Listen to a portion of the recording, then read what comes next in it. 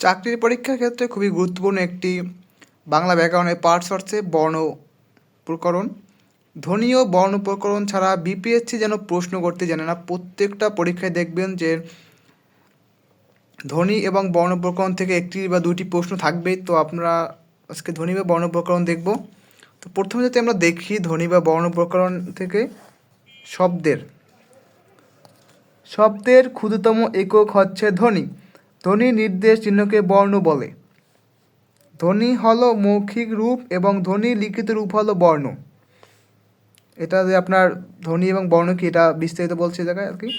তো স্বরবর্ণ পূর্ণমাত্রা 6টি, অর্ধমাত্রা 1টি, মাত্রাহীন 4টি এবং মোট বর্ণ 11টি। ব্যঞ্জনবর্ণ পূর্ণমাত্রা 26টি, অর্ধমাত্রা 60টি, মাত্রাহীন 6টি, মোট ব্যঞ্জনবর্ণ 39টি। মোট বর্ণ পূর্ণমাত্রা 32টি, অর্ধমাত্রা 8টি, মাত্রাহীন 10টি এবং বর্ণ মোট 50টি। বর্ণ মানে ধ্বনি দুই প্রকার, স্বরধ্বনি, ব্যঞ্জনধ্বনি।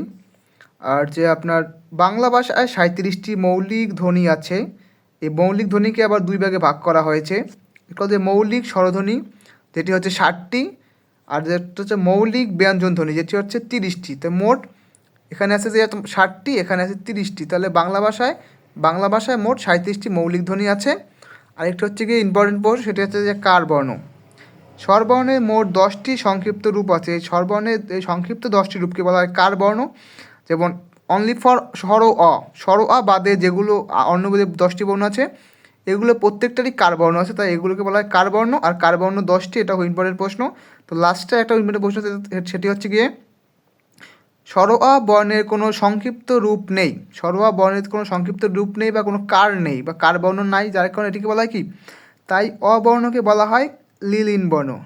অবর্ণ কি নীলিন, মানে এর কোনো কার নেই বা এর কোনো কার বর্ণ নেই, যার কারণে অবর্ণকে সংক্ষিপ্ত রূপ বলা কি নীলিন বর্ণ। তো ধন্যবাদ সবাইকে।